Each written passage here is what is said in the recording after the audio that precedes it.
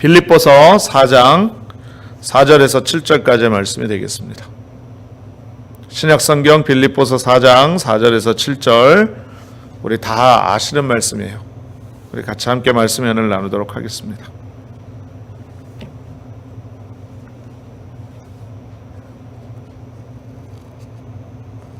신약성경 322페이지.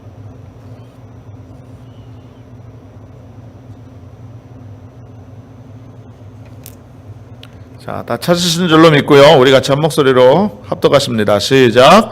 주 안에서 항상 기뻐하라. 내가 다시 말하노니 기뻐하라. 너희 관용을 모든 사람에게 알게 하라. 주께서 가까우시니라. 아무것도 염려하지 말고 다만 모든 일에 기도와 간구로 너희 구할 것을 감사함으로 하나님께 아뢰라. 그리하면 모든 지각이 뛰어난 하나님의 평강이 그리스도 예수 안에서 너희 마음과 생각을 지키시리라. 아멘. 할렐루야. 우리 전후자에 계신 분에게 한번 인사 나누겠습니다. 하나님이 당신을 엄청나게 사랑하십니다. 이렇게 인사합니다. 한 번 더 인사하겠습니다. 성령께서 이 자리에 함께 하십니다.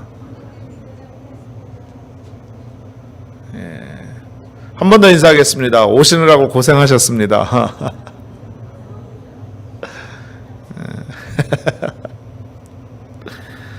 예.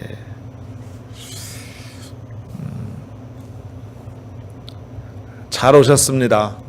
하나님께서 우리의 발걸음을 인도해 주셔서 거룩하고 복된 주일날 은혜로 충만케 하시려고 성령의 인도함을 따라 우리가 이 시간 함께 모였고 주님 앞에 예배 드리게 되는 줄로 믿습니다. 믿으시면 아멘. 예.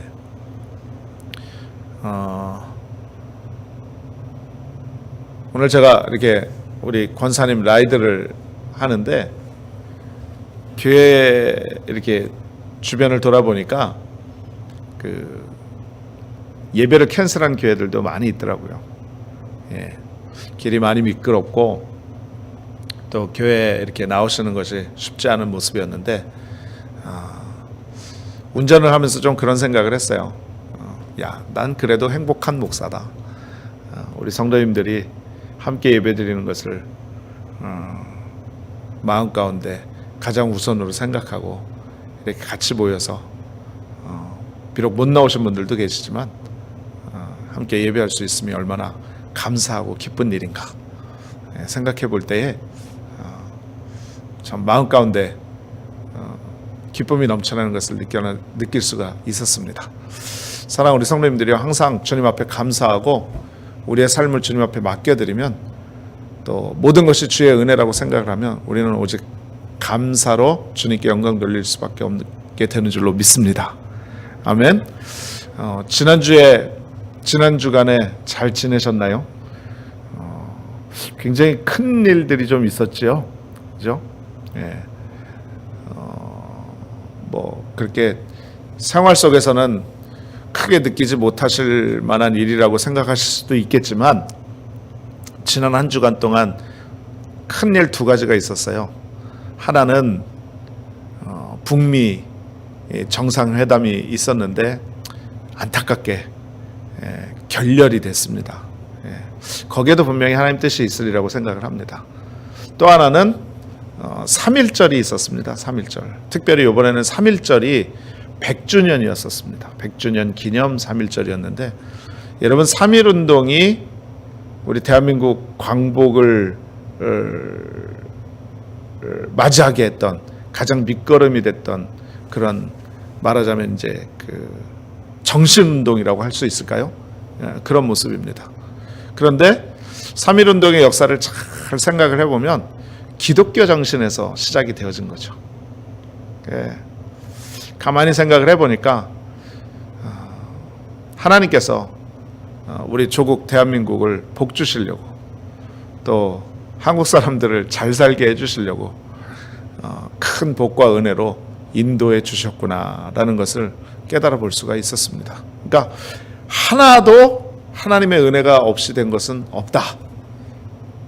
그런 하나님께서 저와 여러분의 각자 한 사람 한 사람의 삶 속에서도 간섭하여 주시고 터치하여 주시고 함께하여 주셔서 늘 날마다 풍성한 은혜와 복으로 함께 해주실 줄로 믿습니다. 우리 단지 믿고 믿음으로 나아가는 거예요. 자, 말씀의 은혜를 잠깐 나눌게요. 오늘은 조금 성찬 예배이기도 하고 3월 첫 번째 주일이기도 하지만 또 특별하게 환경이 이런 모습이 되어졌으므로 조금 약식으로 오늘은 좀 빨리빨리 진행을 해서 예배가 일찍 마쳐질 수 있도록 그렇게 하도록 하겠습니다. 자, 빌립보서 4장 4절에서 7절의 말씀, 저와 여러분이 너무나도 잘 알고 있는 말씀인데요. 같이 말씀의 제목을 이렇게 잡았습니다. 마음의 건강을 얻는 비결. 이 같은 제목으로 함께 은혜를 나누겠는데요. 한번 따라 말씀해 주시면 좋겠습니다. 마음의 건강을 얻는 비결. 여러분, 마음의 건강을 얻는 비결 과연 무엇일까요? 오늘 말씀을 통해서 은혜 받으시길 바랍니다. 여러분, 지금 21세기예요. 21세기. 이 21세기 모든 사람들의 관심사가 뭘까 생각을 해봤더니 예수 믿는 사람이건 예수 믿지 않는 사람이건 이 건강의 문제, 이것에 대한 것은요 다 공통의 관심사가 아닐까 생각을 해봅니다. 특별히 육신의 건강, 마음의 건강, 이런 것들에 대해서 굉장히 관심도가 높아지게 되는데 왜 그럴까 생각을 해보니까 굉장히 바쁜 시대를 살고 있어요.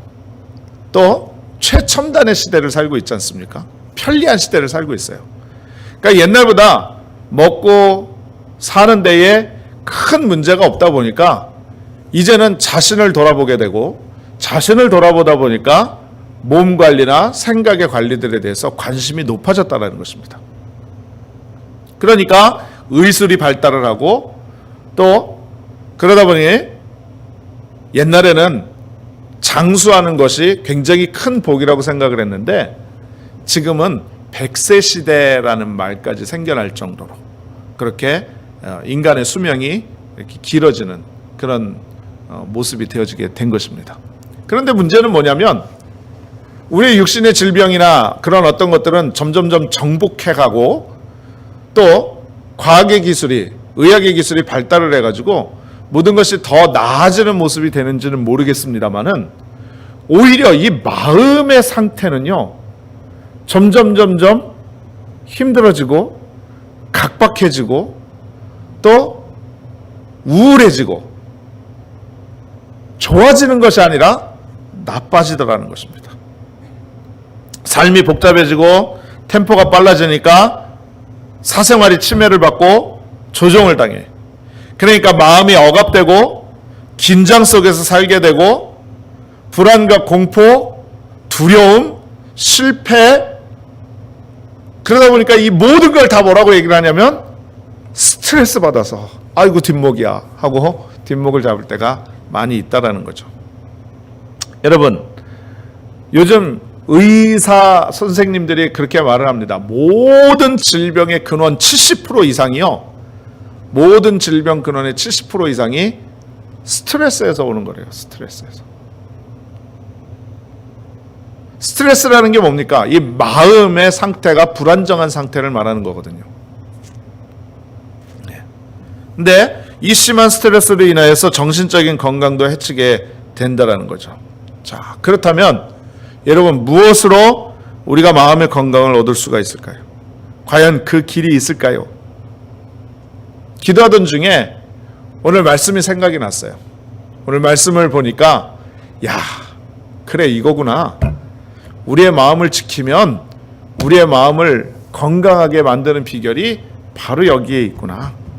그렇구나 라고 생각을 해서 오늘 여러분과 함께 말씀을 나누게 된 것입니다.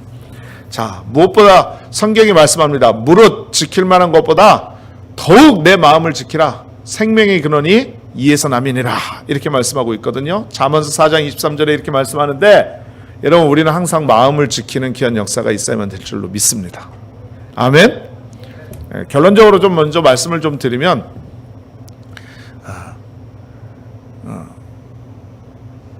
똑같은 상황이더라도 내 마음의 상태가 어떠하냐에 따라서 그 모든 결과가 달라질 수 있다는 것을 우리는 너무나도 잘 알고 있죠. 자, 그런 의미 속에서 오늘 마음의 건강을 얻는 비결의 첫 번째 말씀을 드립니다. 첫 번째는 다른 것이 아니라 기뻐하라는 것입니다. 기뻐하라. 따라 말씀합니다. 기뻐하라. 기뻐하라. 여러분, 마음의 건강을 얻는 비결 다른 것 없습니다. 첫 번째, 기뻐하는 것입니다. 네. 여러분, 마음의 건강을 얻기 위해서는요, 기억하세요. 주 안에서 기뻐해야 된다는 것입니다. 이런 기쁨을 잃게 되면요, 평안한 마음을 가질 수가 없어요. 오늘 성경 말씀 보니까 이렇게 말씀합니다. 4절에 주 안에서 항상 기뻐하라. 내가 다시 말하노니 기뻐하라 라고 말씀하고 있는 거예요. 기뻐하라 라는 말을 2번이나 강조를 하고 있어요. 한 절에서. 여러분, 성경에서 똑같은 말을 반복하고 있다는 것은요, 굉장히 강조하고 있다는 뜻입니다. 그런데 기뻐하라는데 그 기쁨 가운데 어떻게 기뻐하라냐면 주 안에서 기뻐하라는 거예요. 주 안에서. 사랑하는 우리 성도님들이요, 항상 주님이 주시는 기쁨 안에서 모든 삶 가운데 주의 기쁨이 충만한 삶을 사시는 여러분들 되시기를 주님의 이름으로 축원드리겠습니다. 할렐루야. 여러분, 많은 주의 종들이 그렇게 선포를 해요. 우리가 하나님 안에서 기뻐해야 됩니다. 여러분, 다른 거 없어요. 주님 바라보고 기뻐해야 됩니다. 누구나 다 그렇게 설교를 하지요. 말씀을 선포합니다. 그런데 사실 그 말씀을 듣는 입장에서는요, 이런 생각이 들 때가 있어요. 아이고, 목사님, 좀 기뻐해야 할 일이 있어야 기뻐하죠. 좀 기쁜 일 좀 있었으면 좋겠습니다. 내가 아무리 기뻐하려고 노력을 해봐도 이게 기쁨이 잘 안 되네요. 이렇게 생각하시는 분들이 계실 줄 압니다. 또 그렇게 생각이 될 때가 있죠. 저도 그렇게 생각이 될 때가 있거든요. 근데 여러분, 오늘 이 말씀은요, 잘 기억을 해야 될 것이 뭐냐면, 여러분, 우리가 기뻐할 수 없는 상황에서 기뻐하라 이런 뜻이 아니에요. 오늘 이 부분에서 말씀하고 있는 부분을 우리가 잘 의미 있게 해석을 해야 되는데, 어떤 의미가 담겨져 있냐면 이런 의미가 담겨져 있는 것입니다. 저와 여러분의 존재는요, 원래 기쁨의 존재였습니다. 믿으시면 아멘. 이게 무슨 말이냐? 하나님께서 말씀으로 천지를 창조하시고 그 마지막 6째 날에 사람을 창조하셨죠. 그런데 창세기 말씀을 보게 되면은 뭐라고 말씀하고 있냐면, 하나님께서 천지를 창조하시고 사람을 창조하고 난 다음에 모든 것을 다 둘러보시고 이렇게 말씀하세요. 심히 좋았더라 라고 말씀합니다. 심히 좋았더라. 여러분, 하나님의 마음 가운데 심히 좋았더라 라고 말씀하고 있는 것은요, 이 세상 모든 만물들, 그리고 특별히 마지막 날 6째 날에 지음을 받은, 하나님의 형상을 따라 지음을 받은 저와 여러분은 원래 기쁨의 존재였다라는 것입니다. 기쁨의 존재. 그런데 여러분, 이 기쁨의 존재가 왜 바뀌어졌느냐? 왜 슬픔과 절망과 저주와 아픔과 고통의 모습으로 변하게 되어졌느냐? 그것은 다른 것이 아니라 죄 때문이라는 것입니다. 죄 때문에. 이 죄라는 것이 하나님의 기쁨의 모든 것들을 망쳐버리고 우리가 기쁨의 온전한 것을 누리지 못하도록 만들어버리는 근원이 되어져 버렸다는 거죠. 여러분, 원래 인간은요, 하나님의 형상과 모양대로 지음을 받아서 하나님과 함께 살도록 만들어 주셨어요. 그래서 어떤 존재였냐면 시편 16편 11절에 이런 말씀이 있어요. 주께서 생명의 길로 내게 보이시리니 주의 앞에는 기쁨이 충만하고 주의 우편에는 영원한 즐거움이 있나이다. 이렇게 말씀하고 있어요. 그러니까 원래 우리는 기쁨의 존재였다라는 거죠. 그런데 죄 때문에 이 기쁨의 존재가 망쳐진 거예요. 아담과 하와가 하나님을 배반하고 떠남으로 인간에게 기쁨이 사라지게 되어졌다는 거죠. 그래서 여러분, 여기에서 말씀하고 있는 주 안에서 항상 기뻐하라, 내가 다시 말하노니 기뻐하라 라고 말씀하고 있는 것은요, 기뻐할 수 없는 상황에서도 기뻐하라 라는 것이 아니라, 원래 너희는 기쁨의 존재였기 때문에 원래 기쁨의 존재인 모습을 회복하라, 회복해라, 리커버리, 회복하라라는 뜻을 갖고 있는 것입니다.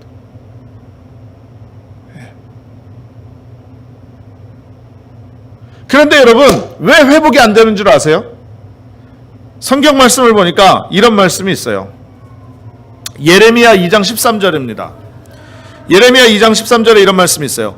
내 백성이 두 가지 악을 행하였나니 첫 번째는요, 생수의 근원되는 나를 버린 것과 하나님을 버렸대요. 또 두 번째는요, 스스로 웅덩이를 판 것인데 그것은 물을 저축치 못할 터진 웅덩이니라, 이렇게 말씀해요. 그러니까 첫 번째 죄는 뭐라고요? 하나님을 버린 거래요. 버린 거래요. 두 번째 죄는 뭐라고? 웅덩이를 팠는데 스스로 판 웅덩이라는 거예요. 여러분, 여기서 웅덩이라는 것은 뭐냐면 사람이 누릴 수 있는, 삶 속에서 누리고자 하는 모든 것들에 대한 것을 말하는 거예요. 인생 전체를 말하는 거예요. 그런데 성경은 뭐라고 말씀하고 있느냐? 스스로 그 웅덩이를 팠대요. 스스로 웅덩이를. 여러분, 우리는 원래 무슨 존재였다고요? 예? 원래 창조되어질 때 기쁨의 존재였었어요. 왜? 하나님과 함께함으로, 하나님으로부터 모든 것을 공급받고 하나님과 동행하는 귀한 믿음의 사람들이었기 때문에. 믿으시면 아멘. 그런데 죄가 들어와서 기쁨이 사라졌어요. 그런데 그 죄가 뭐냐라고 봤더니 성경에서 말씀하기를 하나님을 버린 것과 웅덩이를 팠는데 스스로 팠대요. 무슨 얘기입니까? 인본주의예요. 인본주의. 내가 합니다. 내가 해보겠습니다. 내가 팝니다. 내 명예, 내 인생, 내 물질, 내 경험 앞세워서 하나님 없어도 괜찮습니다. 하나님 필요 없습니다. 내가 스스로 잘할 수 있습니다. 라고 스스로 자기가 인생의 모습을 파내가는 거예요. 그런데 성경이 뭐라고 말합니까? 그 웅덩이는 물을 저축치 못한 터진 웅덩이다, 이렇게 말씀합니다. 여러분, 우리가 왜 기쁨이 없어졌나요? 죄가 있기 때문에 그렇죠. 물론 지금 우리는 죄악 가운데 살아가는 인생이에요. 우리의 삶 속에 계속적으로 죄악의 유혹이 다가온다라는 거죠. 그런데 여러분, 우리가 기쁨의 존재였기 때문에 기쁨을 다시 회복할 수 있는 비결은 다른 것이 아니라 우리의 인본주의의 생각을 버리고 온전히 하나님을 의지하고 하나님 앞에 믿음으로 나아가는, 그것이 바로 우리의 기쁨을 회복하는 비결이라는 것 믿으시기를 주님의 이름으로 축원을 드리겠습니다. 여러분, 그래서 우리는 믿음 안에서 뭐라고 얘기를 하느냐? 참된 기쁨은 따라 말씀하십니다. 오직 예수 그리스도 안에서 뿐이다. 믿으시면 아멘. 그래서 오늘 성경이 말씀하는 거예요. 주 안에서 항상 기뻐하라. 주 안에서. 이게 중요한 말씀이에요. 주 안에서. 여러분, 우리 예수님 안에 기쁨이 있는 걸 믿으시길 바랍니다. 우리 하나님 은혜 가운데 기쁨이 있는 걸 믿으시길 바랍니다. 여러분, 세상 가운데서는요, 낙심이 다가올 수밖에 없고요, 슬픔이 다가올 수밖에 없고요, 고난이 다가올 수밖에 없고요, 불안이 다가올 수밖에 없어요. 그런데 이 모든 것이 예수 그리스도 안에 있으면 여러분, 슬픔이 밀어나요, 기쁨이 되어지는 것입니다. 저주가 변하여 축복이 되어지는 것입니다. 절망이 변하여 소망이 되어지는 것입니다. 할렐루야. 할렐루야. 여러분, 그와 같은 은혜가 있는 걸 믿으시길 바랍니다. 그러므로 여러분, 다른 것 없습니다. 우리가 참 기쁨을 얻기 위해서는요, 기쁨의 근원으로 찾아 나가야 돼요. 여러분, 이사야서 12장 2절에서 3절에 보니까 이렇게 말씀해요. 보라, 하나님은 구원이시라. 내가 의뢰하고 두려움이 없으리니 주 야훼는 나의 힘이시며 나의 노래시며 나의 구원이심이라. 그러므로 너희가 기쁨으로 구원의 우물들에서 물을 기르리로다. 이렇게 말씀해요. 그러니까 하나님 스스로를 뭐라고 말씀하고 있냐면 기쁨의 근원의 우물이다, 이렇게 말씀하고 있어요. 그러니까 스스로 우리가 웅덩이를 파서 거기에다가 내가 물을 채워보겠다고 열심히 노력해보지만 그건 헛거라는 거예요. 거기엔 기쁨이 없어요. 어떻게 해야 되느냐? 기쁨의 참된 웅덩이이신, 생명의 근원 되신 주님 앞에 날마다 나가는 거예요. 그래서 그 물을 마시고 우리의 죄를 회개하고 죄영삼을 받고 의의 의복을 입고 그리고 주님을 의지할 때에 비로소 우리는 기쁨의 삶을 살게 되어질 것이고요. 우리가 원래 기쁨의 존재였던 것을 다시금 회복하는 놀라운 역사가 있는 것 믿으시기를 주님의 이름으로 축원을 드리겠습니다. 여러분, 인상 쓰지 마세요. 웬만하면 기뻐하세요. 제가 거울 보니까요, 가끔 깜짝깜짝 놀래요. 왜 그러냐면은 거울 저편에 저희 아버지가 계신 것 같아가지고. 근데 이유가 뭘까라고 생각을 해보니까 저도 모르게 이렇게 얼굴에 주름이 생기더라고요. 그런데 여러분, 이 주름 중에 제일 보기 흉한 주름이 어디 주름인 줄 아세요? 요 미간 주름이에요. 미간 주름. 요 미간 주름. 사람이 힘들고 짜증스럽고 고통스러우면 제일 먼저 얼굴을 찡그리거든요. 그러다 보면 이 미간 사이에 주름이 제일 먼저 생겨요. 어느 날은 저희 집사람이 저를 보고 있다가 손가락으로 이걸 계속 이렇게 피더라고요. 목사님이 왜 이렇게 미간 사이에 이렇게 주름이 생기냐고. 여러분, 재밌는 사실을 알려드릴까요? 미국 스탠포드 의과대학교에서 웃음의 효과를 연구했어요. 1시간 동안 웃음 터지는 비디오를 보여주면서 몸속에서 일어나는 변화를 조사를 했는데 암을 억제하는 호르몬이 평소보다 200배가 증가되더라는 거예요. 1시간 동안 웃음 터지는 비디오를 보여줬더니. 그리고 또 놀라운 사실은요, 한바탕 웃을 때에 몸속에 650개의 근육 중에서 231개의 근육이 움직여서요, 위장과 가슴과 근육과 심장 전체를 움직이게 한대요. 그래서 1분을 웃으면 2일을 더 살 수가 있고요, 5분을 웃으면 500만 원 상당의 엔돌핀이 우리 몸에서 생산된답니다. 그리고 일반적으로 웃는 사람은 심장이 더 튼튼하고 암을 이길 수 있는 저항력이 더 커진다고 얘기를 하고요. 더 중요한 것은 바로 뭐냐면 혼자가 아니고 여럿이 모이면 33배나 더 웃을 수 있는 기회가 생긴답니다. 그러니까 뭡니까? 한마디로 요약하면 웃으면 오래 사는 거예요. 오래 사는 거예요. 오래 살고 싶으시면 아멘.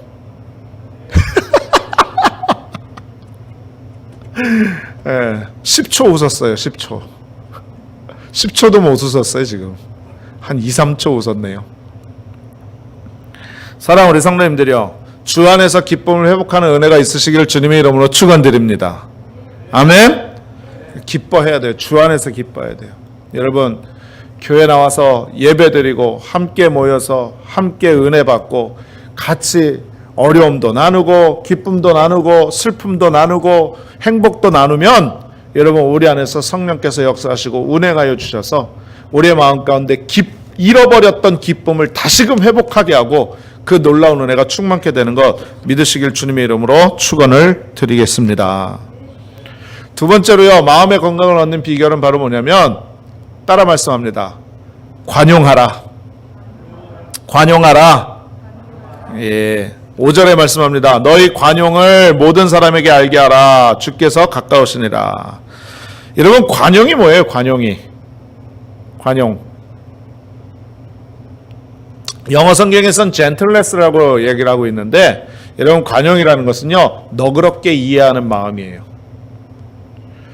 좀 더 깊이 있게 나간다 그러면 용서하는 마음까지 이렇게 포괄적으로 이야기할 수가 있겠죠. 여러분, 우리 마음속에 건강을 소유하기 위해서는요, 다른 것 없어요. 관용을 베풀어야 된다는 거죠.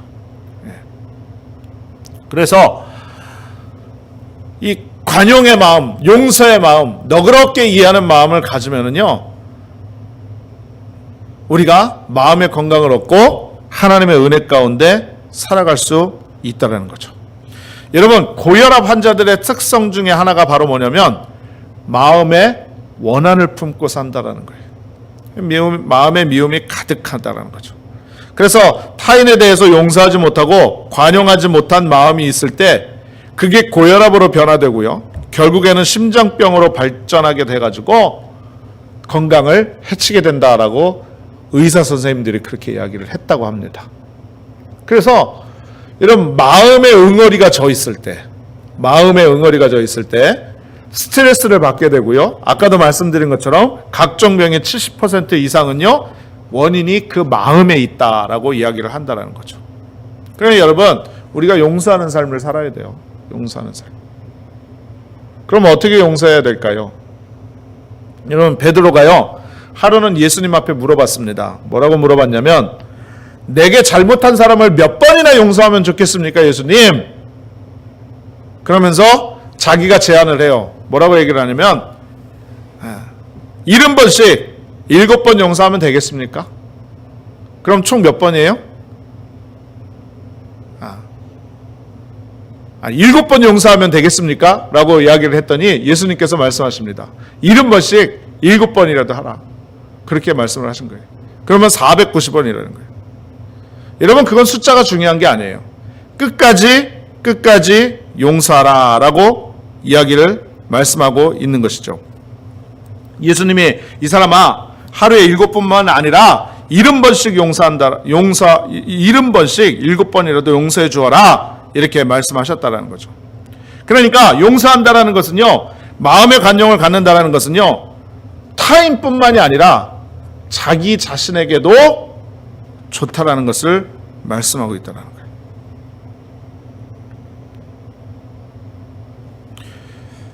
재밌는 예화가 하나 있는데요. 우리의 연약함이 바로 뭐냐면 참 용서하지 못하는 그런 마음이 있죠. 제가 언젠가도 한번 말씀을 드린 것 같은데, 어느 날 목사님이요, 한 교회 목사님이 이 취미 생활로 하시는 일이 있었는데 뭘 했냐면 사냥을 나갔답니다. 사냥을, 헌팅을 나갔는데 저쪽에서 노루 한 마리가 이렇게 웅크리고 있는 것을 봤어요. 그래가지고 총으로 탁 겨냥을 해가지고 그 노루를 빵 쐈습니다. 풀썩 쓰러졌죠. 그러고서는 야, 사슴 잡았다. 그러고서는 막 가서 봤는데 소스라치게 놀라고 말았어요. 깜짝 놀란 겁니다. 왜? 노른 줄 알았는데요, 사람을 쏜 거예요. 사람을 쏜 거예요. 죽었습니다.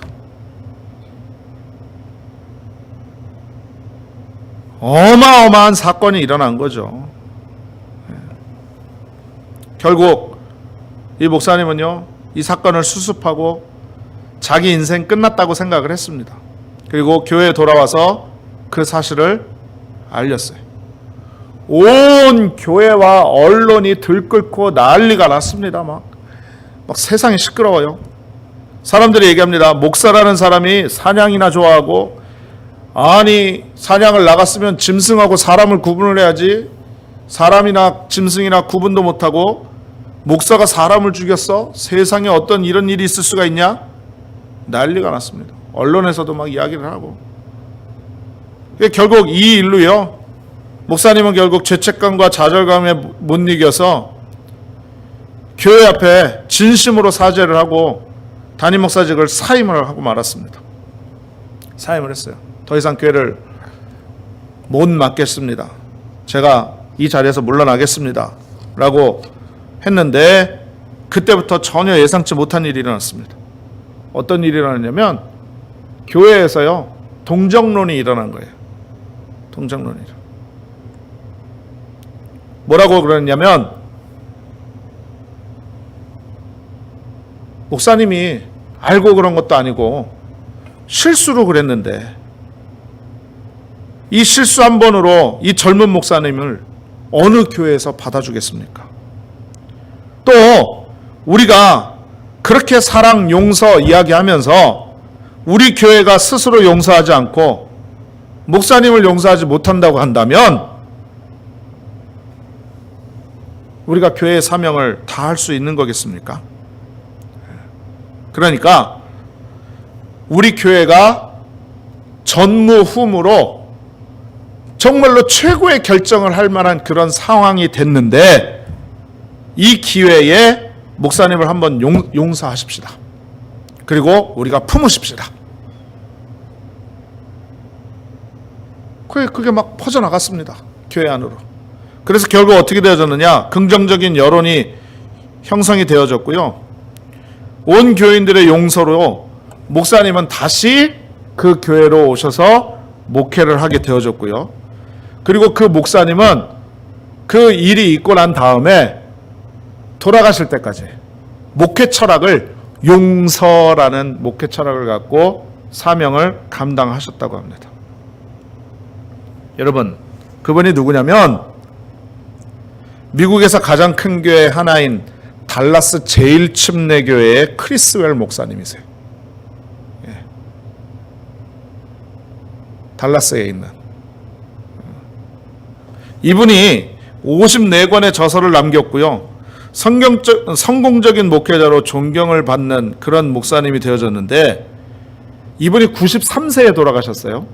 93세에 돌아가실 그때까지 용서라는 것 하나, 그것만 가지고 목회하고 그것만 가지고 목회에 전념을 하고 그 35살 청년 시절에 용서받은 감격을 잊지 않고 용서를 주제로 설교를 할 때마다 눈물을 펑펑 쏟으면서 우리 용서하며 삽시다. 우리 베풀며 삽시다. 우리 품으며 삽시다. 이렇게 목회를 감당하셨던 그런 목사님이라고 말씀하셨다라는 그런 예화를 제가 들은 적이 있습니다. 사랑하는 우리 성도님들이요. 가장 중요한 것은요. 내가 용서하려고만 안 돼요. 내가 용서하려고만 안 돼요. 그럼 어떻게 해야 되느냐? 주님께 맡겨야 되는 것입니다. 할렐루야. 오늘 성경을 보세요. 5절 말씀. 너희 관용을 모든 사람에게 알게 하라. 그런데 그 다음이 더 중요합니다. 주께서 가까우시니라. 주님께서 내 옆에 계신다라고 말씀하고 있는 거예요. 네, 주님께서.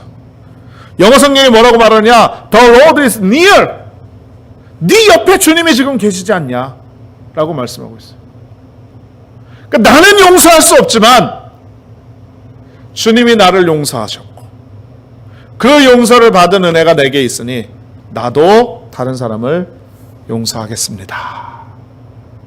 라고 말씀하고 있는 것이 바로 오늘 5절의 말씀이라는 것입니다. 여러분, 마음에서 풀면 모든 것이 다 풀어지는 역사가 있는 것 믿으시길 바랍니다. 할렐루야. 정말 중요해요. 자, 이 말씀을 안 드리려고 그랬는데 이 말씀을 좀 드려야 될 것 같아요. 사실 오늘 같은 날 교회에 오셔야 돼요? 안 오셔야 돼요? 네? 한번 말씀해 보세요. 오셔야 될까요? 안 오셔야 될까요? 오는 게 원칙이에요? 제가 여의도순복음교회에서 한국에서 또는 뉴욕에서 이보다 눈 더 많이 오고 더 안 좋은 환경에서도 항상 예배라는 것 가장 우선 두고 그렇게 했기 때문에 옛날 같았으면 그랬어요. 겨우 이까지 것 가지고 교회를 못 온다고 말이 돼? 응? 이런 믿음 없는 사람 같으니라고. 그렇게 믿어가지고 천국이나 제대로 갈 수 있겠어? 문턱이나 넘을 수 있겠어? 성경에 분명히 말씀하고 있는데 천국 문직이나 개털 모자나 쓰고 있을 건데 옛날엔 그랬어요. 정말로 그랬습니다. 그런데 지금은 좀 바뀌었어요. 왜 그러냐면 날씨가 안 좋으니까 미국 교회들은요 캔슬한 교회도 많아요. 그러면 그 교회 성도님들은 다 교회 못 오시는 거예요. 그러면 한번 생각해 보십시다. 그러면 그 교회 성도님들은 하나님 다 안 사랑하시나? 축복 안 하시나? 함께 안 하시나? 아니거든요. 그분들도 하나님 사랑하세요. 하나님 축복하셔요. 오히려 습관적인 교회에 나와서 예배드리는 그런 형식적인 모습보다도 정말로 진심으로 하나님을 예배하는 모습 가운데 가정에서 하나님을 진심으로 가족들과 함께 감사하며 예배드린다고 한다면 그 작은 가정 예배라도 하나님 받으시지 않을까 이런 생각을 해봤어요. 그런데 오늘 생각을 해보니까 무엇을 깨닫게 되어졌냐면 예배를 드리고 안 드리고 하나님을 먼저 생각해서 교회에 안 나오고는 내가 결정하는 문제지만 나는 목회자의 입장에서 내 마음 가운데 기준이 어떻게 서 있느냐, 어떠한 생각으로 자리 잡고 있느냐에 따라서 다른 사람에 대한 비평을 저런 믿음 없는 사람이라고 생각할 수도 있고, 아니야, 우리는 진실한 믿음으로 하나님 앞에 나갈 수 있는 모든 모습만 있다고 한다면 우리 모두가 하나님 앞에 사랑받는 존재야 라고 생각할 수 있다는 거죠. 그러니까 한마디로 이야기를 하면 내 마음의 상태에 따라서 그것이 결정되더라는 거예요. 이건 참 하나님 보시기에 합당하지 않은 모습이라는 것을 깨달았어요. 그래서 마음을 바꾸고 났더니 아까도 처음에 제가 말씀을 드렸잖아요. 우리 성도님들 단 한 분이라도 오늘 이와 같은 모습 가운데 같이 예배 드릴 수 있다면, 야, 그거 정말 행복한 거구나, 이걸 깨닫게 되어졌다라는 것을 말씀드리는 거예요.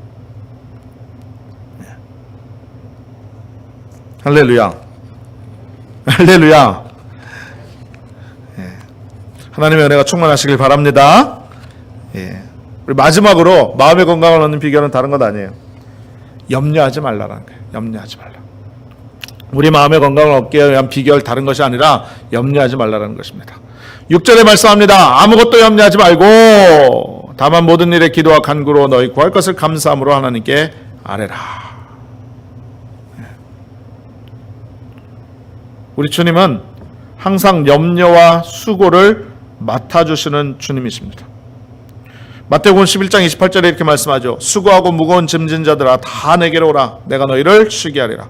나는 마음이 온유하고 겸손하니 나의 멍에를 메고 내게 배우라. 그러면 너희 마음이 쉼을 얻으리니 이는 내 멍에는 쉽고 내 짐은 가벼움이니라 하고 말씀하고 있어요. 우리의 모든 것을 맡겨드리면 주님께서 책임져 주시고 마음 가운데 평안의 은혜가 넘쳐나게 된다는 거죠. 여러분들도 다 아시겠지만 제가 일을 하고 있잖아요. 일을 하고 있는데, 야, 이게 참 마음의 상태에 따라서 그 일에 임하는 자세가 달라질 수 있구나라는 것을 언제나 늘 새롭게 늘 깨닫습니다. 뭐냐면 혹시라도 비즈니스가 안 될까, 혹시라도 뭐 다른 일들이 생기지 않을까 혼자 염려하고 걱정하면은요, 일하면서도 막 짜증이 나고요, 손에 잘 잡히지도 않고 실수하고 막 그래요. 그런데 내가 사명 맡은 자로서 하나님의 주의 사명자라는 것을 깨닫고 겸손하게 주의 도우심을 구해서 내 마음의 모든 것을 내려놓고 주님 앞에 맡겨버리면은요, 내가 계획하지 않아도, 내가 생각하지 않아도 모든 일이 주 안에서 형통하고 잘 되어지는 역사가 있게 되는 것입니다. 제가 그거를 삶의 생활 터전에서 늘 느끼는 그런 마음이에요. 사랑하는 성도님들이요, 우리 성도님들도 많이 그렇게 느끼시리라고 믿습니다. 다른 비결 없어요. 여러분, 마음의 건강을 얻는 비결은 내가 잡으려고, 내가 막 어떻게 해보려고, 그래가지고 그냥 마음의 근심과 걱정과 부담과 막 이 불안함을 마음 가운데 두지 말고 하나님 앞에 맡겨버리면 주님께서 책임져 주시고, 오늘 성경에서 말씀하신 것처럼 모든 지각이 뛰어난 하나님의 평강이 그리스도 예수 안에서 너희 마음과 생각을 지키시는 놀라운 은혜와 축복이 있는 것 믿으시기를 주님의 이름으로 축원드리겠습니다. 기도합니다. 전능하신 아버지 하나님, 은혜와 사랑을 감사드립니다. 언제나 우리의 생명의 근원이 마음에 있다고 말씀하신 주님, 우리의 마음을 주님 앞에 초점 맞추고 늘 주의 은혜를 생각하며 사는 것이 우리의 믿음의 삶인 줄로 믿습니다. 오늘 성경을 통해서 우리에게 말씀하시니 우리가 기쁨을 회복하는 존재가 될 수 있도록 도와주시고, 또 우리의 모든 용서와 너그러운 마음, 나는 할 수는 없지만 성령께서 우리의 연약함을 도와주셔서 우리의 마땅히 빌 바를 알지 못하나 친히 간구하시는 놀라운 역사가 있게 하여 주시고, 또 우리의 모든 염려를 주님 앞에 온전히 맡겨드릴 때 우리의 마음과 생각을 지키시는 하나님의 놀라운 손길을 체험하고 맛보는 우리 모두가 되어줄 수 있도록 주님 역사하여 주옵소서. 영광 올려드리며 살아계신 예수님의 이름으로 간절히 기도드립니다. 아멘. 자, 여러분, 오늘 성찬